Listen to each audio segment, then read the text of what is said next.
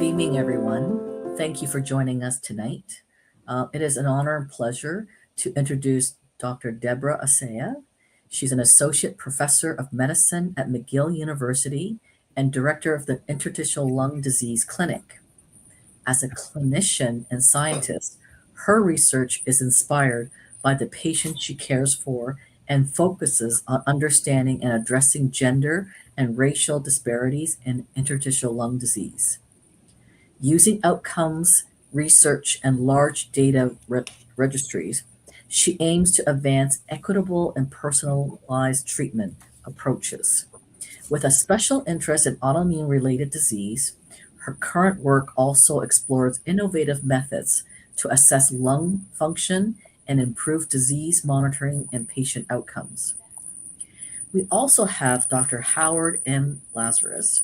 He is a pulmonologist who has spent his career focused on improving care and advancing new treatments for people living with serious and rare lung disease. He began as a pulmonary and critical care physician, caring for patients with complex conditions such as pulmonary fibrosis and pulmonary arterial hypertension, an experience that continues to shape his passion for helping patients access better therapies. Over the years, he's become a trusted and respected leader in the pulmonary fibrosis community, guiding research programs focused on developing new treatments. He is Avalyn Pharma's chief medical officer and remains deeply committed to advancing research that can improve the lives of people living with lung disease. Thank you very much, Howard and Deborah, for joining us tonight, and we'll begin our session. Thank you. Thank you, Sharon, for having us. Thank you, Sharon. It's a privilege, and thanks for the introduction. Deb, I can kick up with this slide if you like. Yes, please. So the focus of today's conversation will be our clinical trial called MIST. It's a phase 2b clinical study evaluating APO1, A is Avalyn, P is Pharma, APO1 inhaled pirfenidone in patients living with progressive pulmonary fibrosis. And I'm privileged today to co-present with Professor Asaya from McGill. Merci. Thank you, Howard. The majority of this presentation will be in English. Par contre, il y a certaines des diapositives qui ont été traduites en français pour l'auditoire francophone. Alors, je veux aussi que les gens se sentent bien à l'aise de poser leurs questions en français or in English. You can ask questions in English or in French. Donc, c'est le focus de la présentation aujourd'hui, ça va être sur l'étude MIST, qui est une étude clinique de phase 2 qui évalue la pirfenidone en inhalation, donc le médicament qui s'appelle AP01, chez les patients ayant une fibrose pulmonaire progressive. So APO1 is an investigational drug-device combination being studied in patients with IPF and PPF both. Efficacy and safety in patients with IPF or PPF have not been established, nor is the drug-device combination approved by any health authority. Donc, l'AP01 est une combinaison médicament et dispositif qui est en ce moment à l'étude chez les patients atteints de fibrose pulmonaire idiopathique et de fibrose pulmonaire progressive. Son efficacité et son innocuité chez les patients atteints de FPI ou de FPP n'ont pas encore été établies et la combinaison de médicaments et dispositifs n'est pas encore approuvée par aucune autorité de santé. Right. So our mission at Avalyn Pharma is to enhance the lives of patients by developing innovative inhaled therapies that address unmet needs in the treatment of rare respiratory diseases. So I want to talk a little bit to start about existing treatment options for people who live with IPF, so idiopathic pulmonary fibrosis, or the people who live with progressive pulmonary fibrosis. So as you may know, we already have 2 treatment of medications that are taken by mouth that are approved for the treatment of pulmonary fibrosis. But there still are limitations in terms of these treatments. So these treatments are not necessarily miraculous. And the problem also with these medications is that not everybody with the disease will either be prescribed these medications or will tolerate the medication. So there was a study that we did using a large registry, so a large population of Canadian patients that have agreed to participate in that study across 8 different sites across Canada.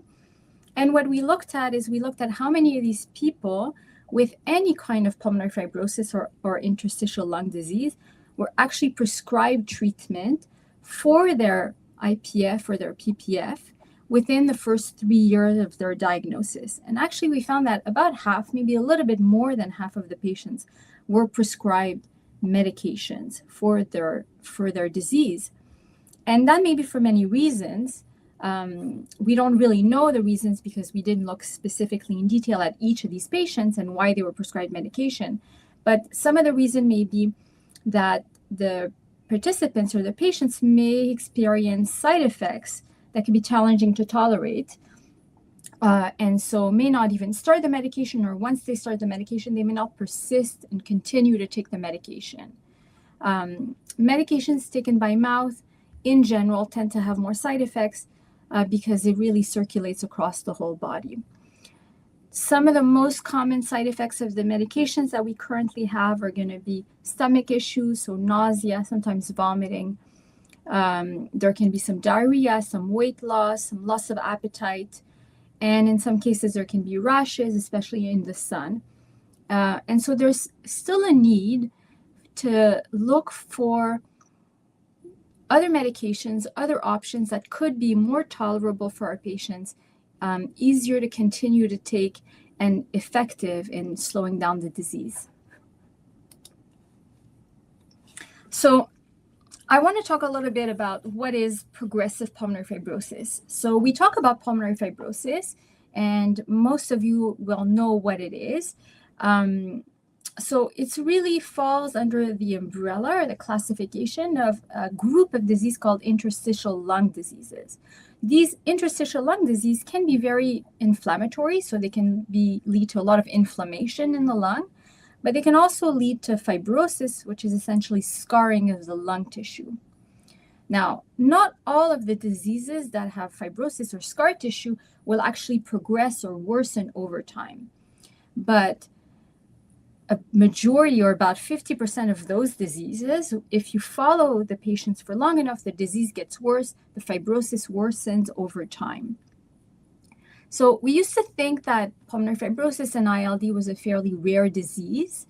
There's some numbers when we look at population study and we try to identify who are the people in Canada, for example, who live with the disease. Some older numbers are telling us that maybe 40 to 42 persons per 100,000 people in the population will have idiopathic pulmonary fibrosis, for example. But there's actually data more recently from Alberta that suggests that it's probably much higher than that. And we're actually picking up a lot more of these patients when we do CT scans.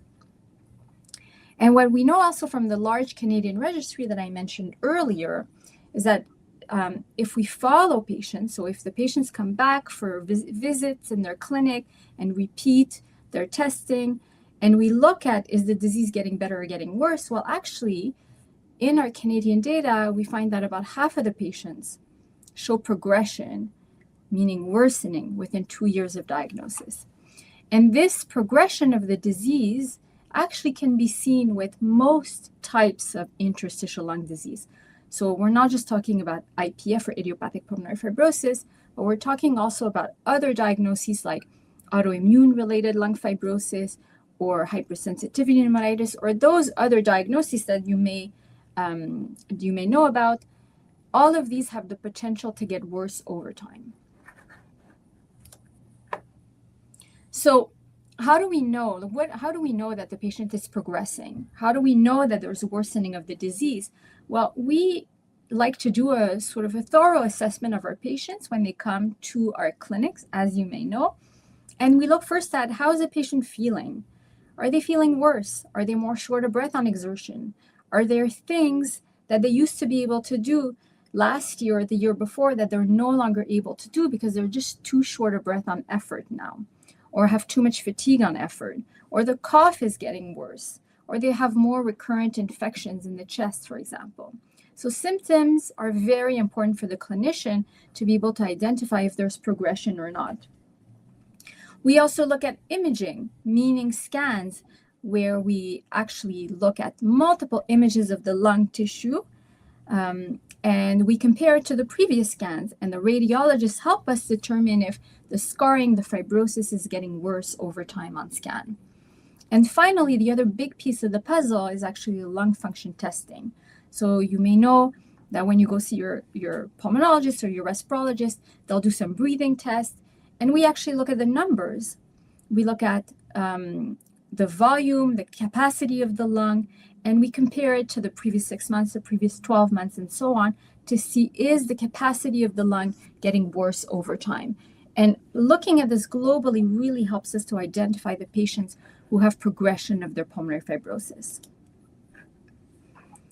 So based on this assessment, this kind of global assessment, we have criteria that are established by experts that tell us what is disease progression. So how do we measure disease progression in an organized, systematic fashion so that we're all talking about the same thing across clinics across the world?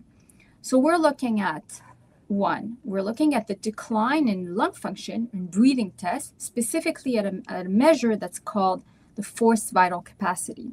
And we're looking at it compared to where this patient should be in terms of like their predicted, meaning what is the value of their forced vital capacity if you compare to someone the same age, the same gender, the same height, and if that is declined over time or not. Then we're looking, as I mentioned earlier, at the symptoms. Are the breathing problems getting worse? Is the shortness of breath getting worse? Is the coughing getting worse?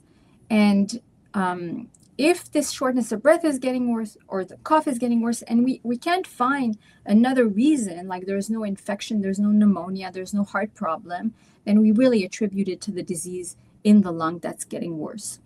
And then finally, again, we're looking at the CT scan of the chest that really gives us a really beautiful picture of the lungs and really gives us a lot of detail on what's going on with the fibrosis in the lung.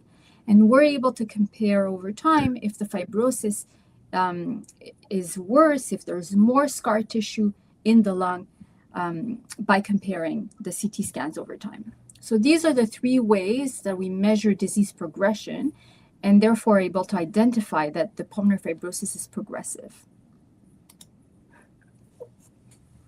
Howard, do you want to talk a little bit more about the study? So yeah, happy to do so. Thank you. So here is the study schematic for MIST. This is a global phase 2b trial, as mentioned, of AP01 in patients with progressive pulmonary fibrosis. We are in 14 different countries and 150 sites are participating, including a number in Canada, which we're very pleased to share and very grateful for. As mentioned, this is a study in not IPF, but PPF patients. And our goal at Avalyn, when we designed the protocol, was to be as inclusive as possible, to include patients that may present to an expert like Dr. Asayag's clinic each and every day, to allow them an opportunity to participate. Meaning they could be a PPF patient who has never tried an antifibrotic before, like Ofev or nintedanib. Perhaps a patient who tried nintedanib in the past but couldn't tolerate it because of gastrointestinal side effects. Or it could be someone who is on nintedanib, but their disease is still progressing. Moreover, patients who may also be on an immunomodulatory drug.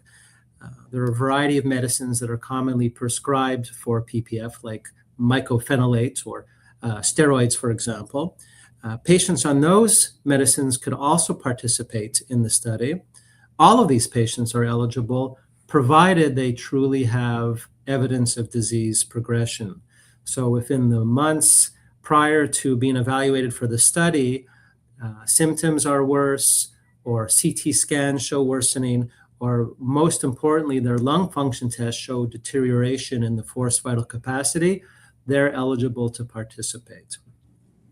Once deemed a candidate for the study, patients get randomized. This is a blinded study, so you never know what you're getting, but patients will be randomized to one of three arms. They'll either receive inhaled APO1 at a high dose, and in this study, high dose is 100 milligrams twice daily, or they'll receive inhaled pirfenidone at a lower dose, half that dose, 50 milligrams twice daily. And then some patients will also be randomized to receive placebo. Again, this is a blinded study, double-blinded, and that by that I mean patients don't know what they're receiving, nor do the investigator. This is a study of extended duration, so it's a year long, 52 weeks. And at the end of that study, patients are encouraged to participate in an open label extension, where here at Avalyn, we're excited to allow patients to continue on drug even after the main study is completed. During the course of the 52 weeks, patients will come in a number of times for follow-on testing, to answer questionnaires, for cardiograms, PFTs, of course, are checked regularly. So it's an opportunity to be followed really closely for your disease over the 52 weeks. The primary endpoint, or the thing that we're most focused on, not surprisingly, once you participate in the study, is your lung function, so forced vital capacity. And then there are a multiplicity of other endpoints, other analytics or tests that we're interested in following, including symptom scores. So there are these quality of life questionnaires. We're following your disease progression, looking for things like worsening symptoms, looking for decrement in your lung function at spirometry in combination perhaps with a need for hospitalization. And of course, patients will have a CAT scan not only at the beginning of the study, but at the end of the 52 weeks as well. We'll take the next slide. Donc, je veux prendre juste quelques moments pour parler un peu de l'étude en français. On va juste passer quelques minutes. C'est une étude qui est en ce moment en cours de recrutement et qui a été designée, si on veut, pour avoir le plus de patients qui sont éligibles possible. Donc, les patients peuvent avoir été traités pour leur fibrose pulmonaire progressive auparavant et peuvent être aussi sur médicaments, sous traitement avec des médicaments comme le nintedanib ou des médicaments qui suppriment le système immunitaire. C'est un médicament par voie d'inhalation. Et il y a deux groupes de doses. Donc, les patients peuvent être randomisés. Ils ne savent pas s'ils reçoivent le médicament ou le placebo. Ils peuvent être randomisés, donc par hasard, recevoir la dose plus élevée, la dose moyenne ou le placebo. Et le traitement, c'est 2 inhalations qui est 2 fois par jour, pendant 52 semaines. Et puis ensuite, après que les 52 semaines sont terminées, il y a l'opportunité de continuer dans une étude ouverte, c'est-à-dire où là, maintenant, on sait qu'est-ce qu'ils reçoivent et continuent le traitement pour une durée prolongée. Ce qu'on essaye de déterminer avec le plus d'intérêt, c'est la capacité vitale forcée, donc la capacité pulmonaire. Ça, c'est le critère d'évaluation principal. Mais il y a d'autres critères d'évaluation comme la qualité de vie, les changements au scan pulmonaire, etc.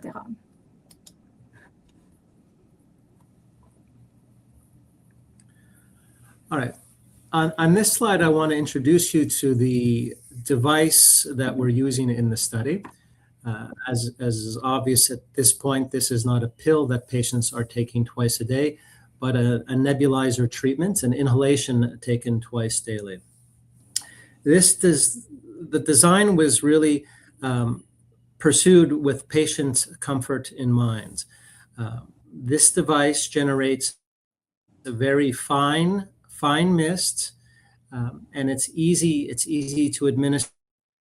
And by that I mean what's involved is simply bringing the device up to your mouth and breathing the way you usually do. There is no timing of the actuation. There's no forceful breath in that's required. You just bring the device up to your lips and you breathe in and out the way you normally would at rest. This is a device that's been evaluated evaluated and cleared by. And why this strategy is so effective is that this nebulizer generates very tiny medication particles that are small enough to get through your mouth, through your larynx, through your central airways, and down through the tiniest branches of the bronchial tubes into the alveoli. And the right size to get right to the air spaces, the alveoli, is of key importance because that's where the disease originates. This disease is described as a fibrosing alveolitis, or a scarring, an inflammation that leads to scarring in the air spaces themselves. And we've engineered the formulation of the drug and this nebulizer in combination to make sure we get particles that are just the right size to get to where they need to be. The device is easy to use, and typically the administration of drug takes between 8 and 10 minutes in the morning, and this is repeated again in the evening. Afterwards, the device is cleaned and made ready for use the next, later in the day or the next morning. So very easy to maintain. And if we click on the image, I think we'll actually see a short video.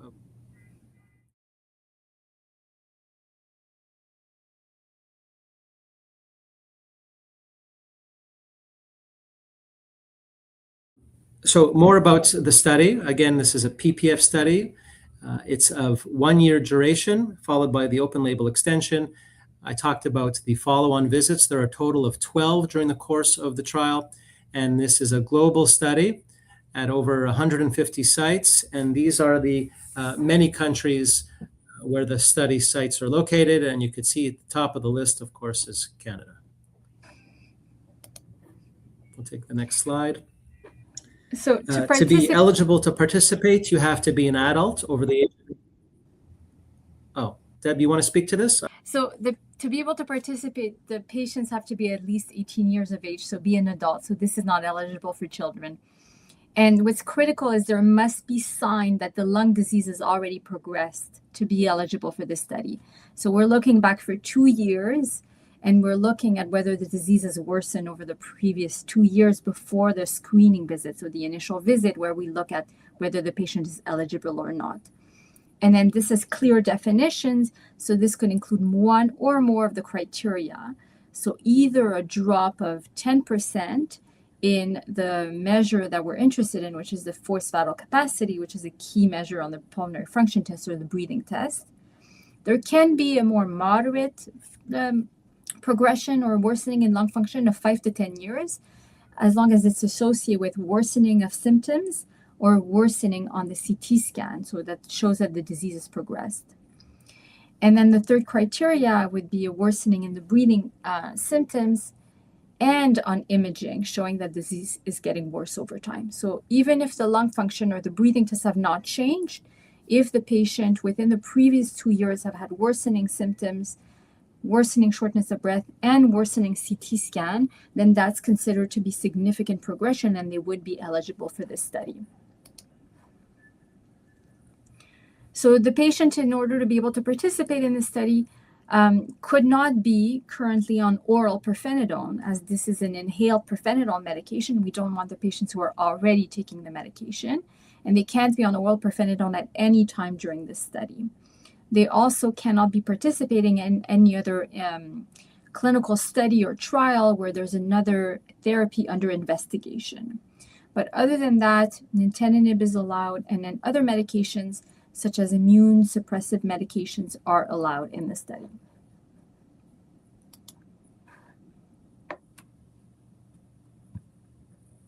Howard, you want to go ahead? So as mentioned, yeah, sure. As mentioned earlier, this is a global study, and 14 countries are participating, including Canada. And the current sites that are evaluating and enrolling patients in the study include a center in Ajax, Ontario, that's Dynamic Drug Advancement. Then the University of Quebec, University of Laval at Quebec, That's a second study, that one in the province of Quebec. The third program, also in Quebec, is Deborah Assayag's site at McGill at the MUHC. Dr. Emily Miller's site in Trois-Rivières is also participating. Professor Martin Kolb's site in Hamilton, Ontario is participating. And finally, Dr. Daniel Marinescu at UBC in Vancouver, British Columbia. So we have a total of 6 sites currently enrolling patients in MIST in Canada. So I have a question for Deborah. You had mentioned about certain drugs that you cannot be on in order to be in this clinical trial. So someone wanted to know, what about other conditions such as diabetes or rheumatoid arthritis? Would they still be eligible or no? Yes, absolutely. Actually, if they have rheumatoid arthritis and they have ILD that is worsening, then they fit into the category of progressive pulmonary fibrosis. It's just their pulmonary fibrosis is from the rheumatoid arthritis. And certainly we have people who have other medical conditions like hypertension, diabetes, and so on. And there's really no problem in terms of participating in this study. We're really talking about other medications specifically for their lung fibrosis. That is either pirfenidone or another drug that's under investigation as part of a clinical trial. Okay, thank you very much.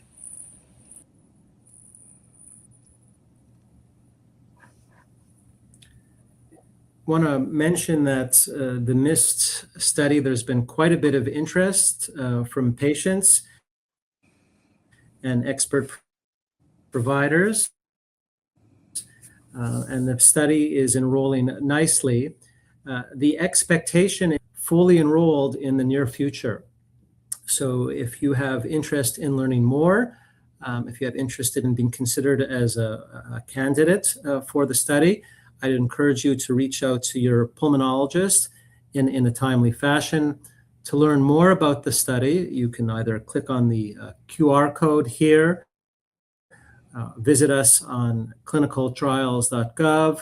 There's the NCT number, or email us, reach us via email, MIST-PPF@avalynpharma.com, and we'll be able to refer you to a local expert center for evaluation.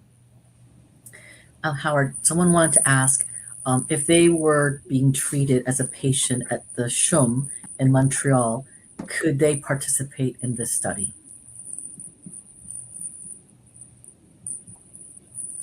Yeah, I don't see why not.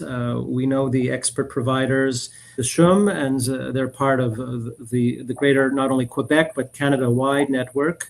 And if they thought the patient was appropriate for the study, they can refer them to one of the other expert centers, be it in Montreal, at Deborah's site, for example, or elsewhere in Quebec. Okay. So what's the deadline? Can you share with us to enroll in this? Because CPFF, we also have a clinical trial finder. So we want to say what's the deadline for that? The hope and expectation is that this study will be fully enrolled by the end of June. So there's time is of the essence. So I'd encourage anyone with interest for referral for evaluation to get on it.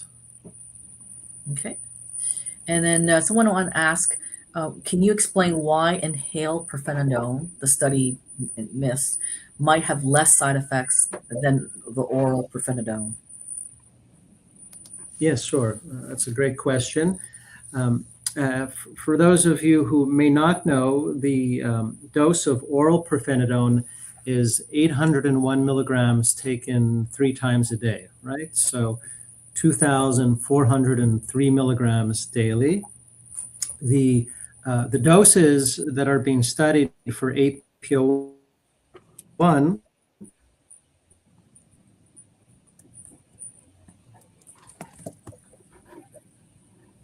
are much lower than that.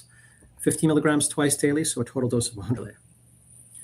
So even though we're delivering much less of a dose, because we're delivering it directly to the lung and it's arriving right where the disease is, we're getting much higher levels of active drug in the lung to address the pathology there. But the systemic exposure, and by that I mean the amount of drug that gets absorbed from the lung into the general circulation, is much, much lower.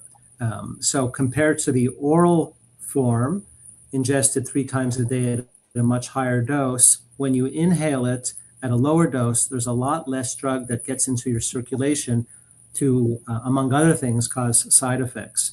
So what we've noticed is patients are able to be compliant with the therapy, they tolerate it quite well, and they're able to stay on therapy over the longer term to benefit from therapy.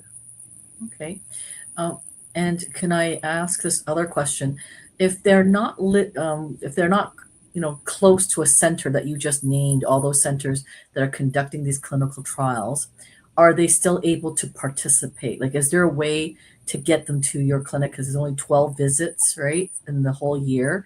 Is there a way that they can still participate?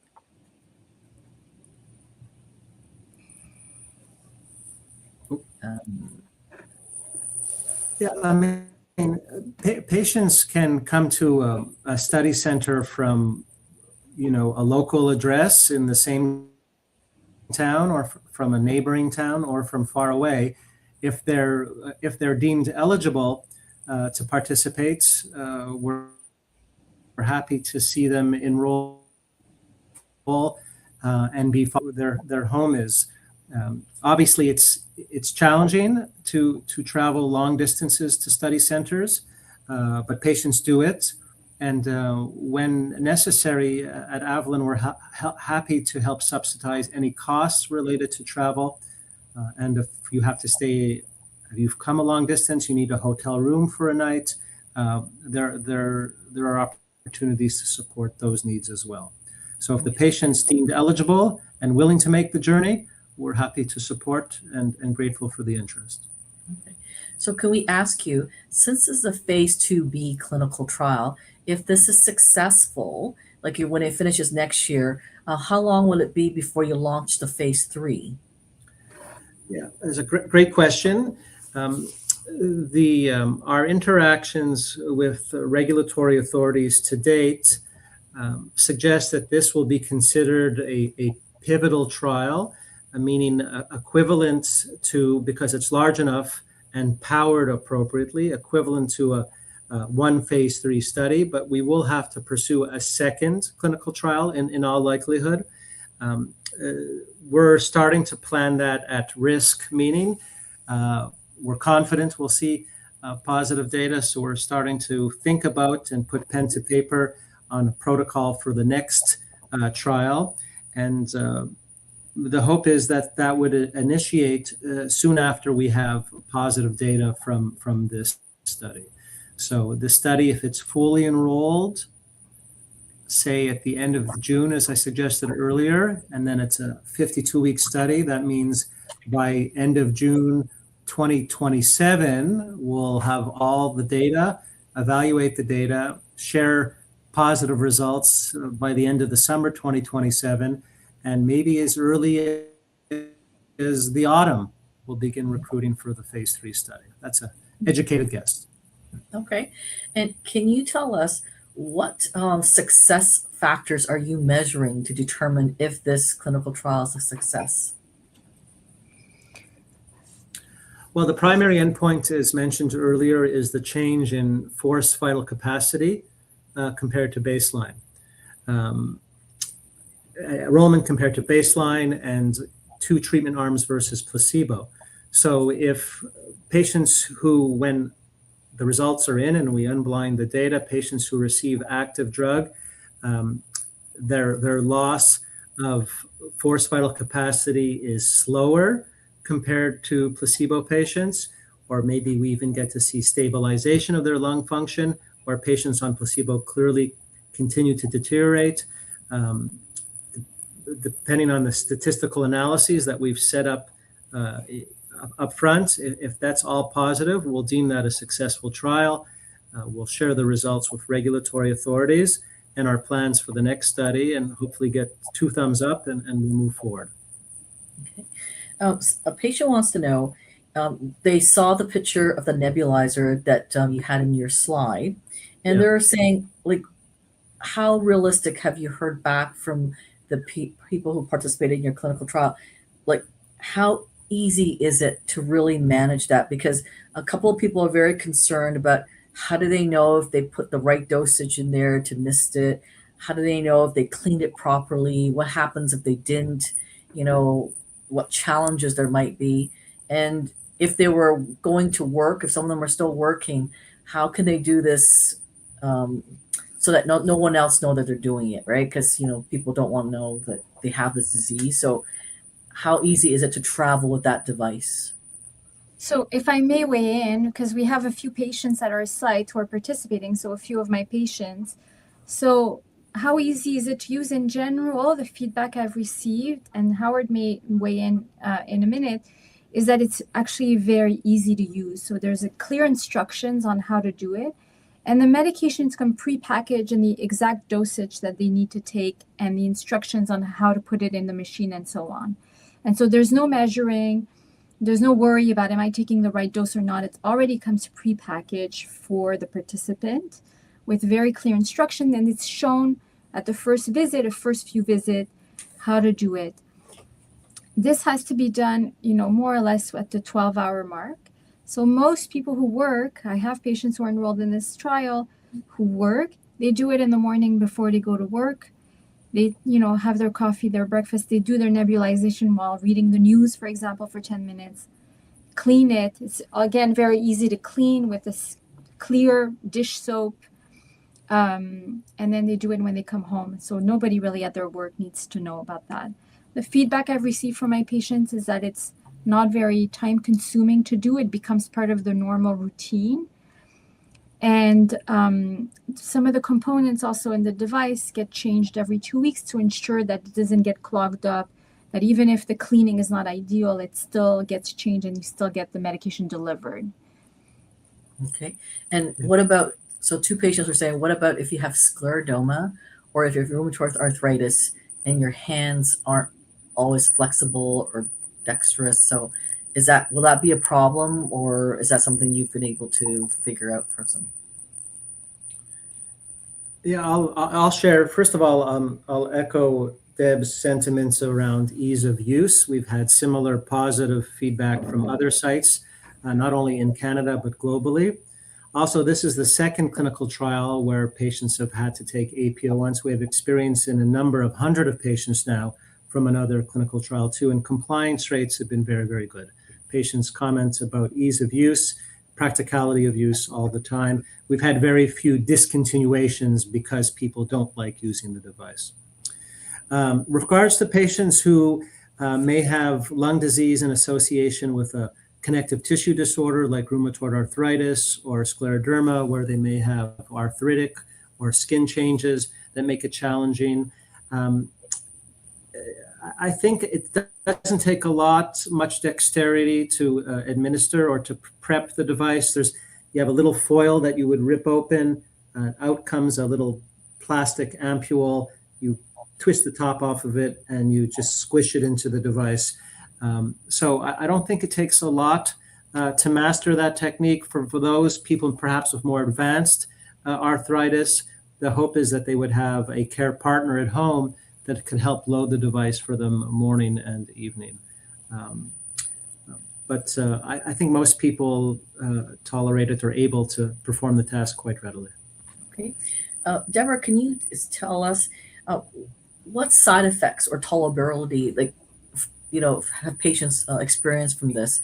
Because as you had mentioned in your slides, and the same thing with Howard, is that the two current drugs, a lot of people have side effects, gastro side effects, very hard to manage. And so a lot of people give up on it. And then, sometimes they just can't tolerate it, right? So what about this? Like, any side effects that you think are going to be a huge concern, or maybe they're just very minimal and after a while it goes away? So one of the side effects of interest for this study, because it's an inhaled medication, that's not something that exists with the oral, so the pill form, is the risk of having some wheezing or what we call bronchospasm. And so that is tested as part of the study protocol. There's like study procedures where we test the patient with the device. So first with just saline, and then if they tolerate it, then with the medication. That's all done in the clinical research center. And then this is like the one side effect of interest. Some people may need salbutamol, which is a bronchodilator, to open the airways before the treatment gets given.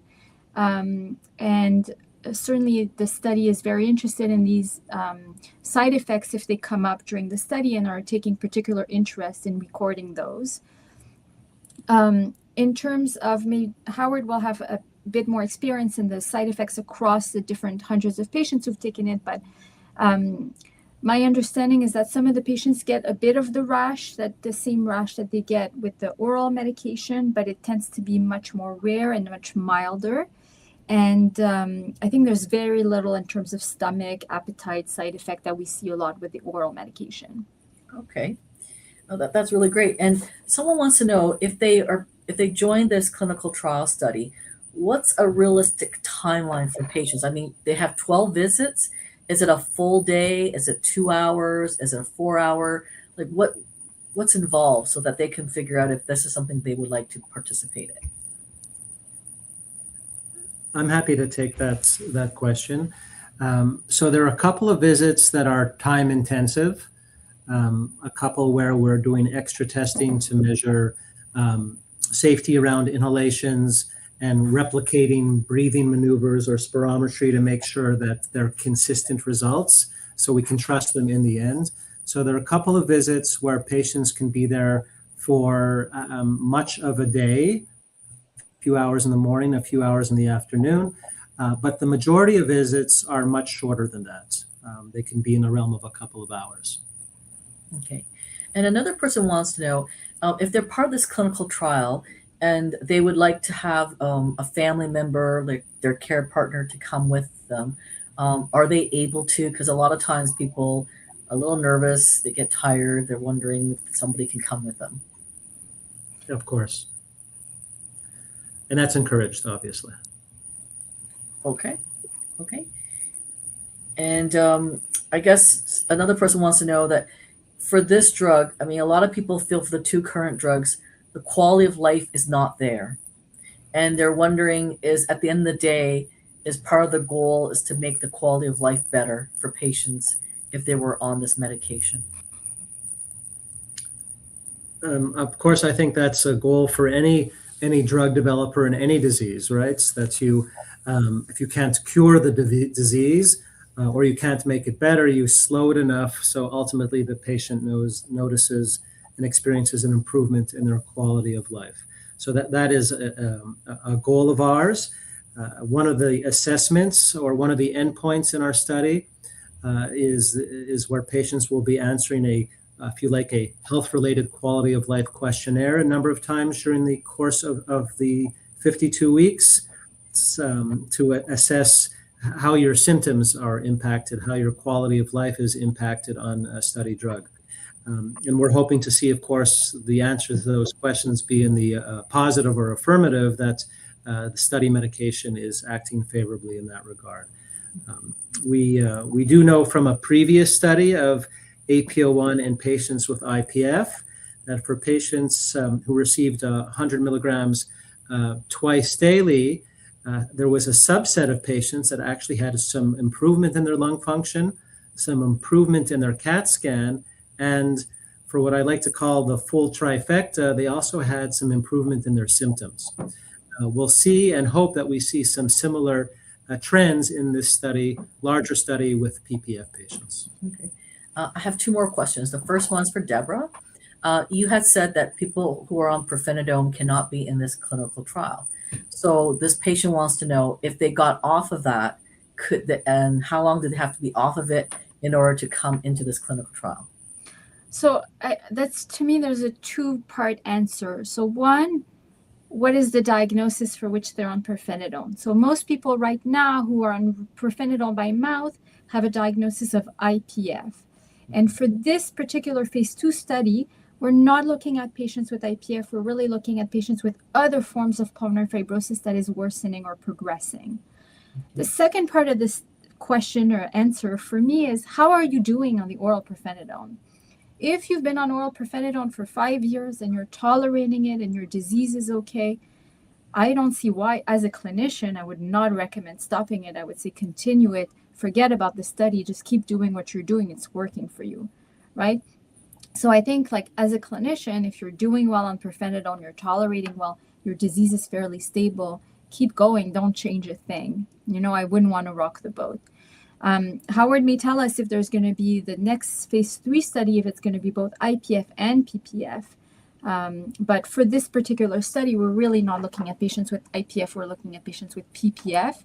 And I don't think very many patients in Quebec or in Canada certainly are on pirfenidone with PPF.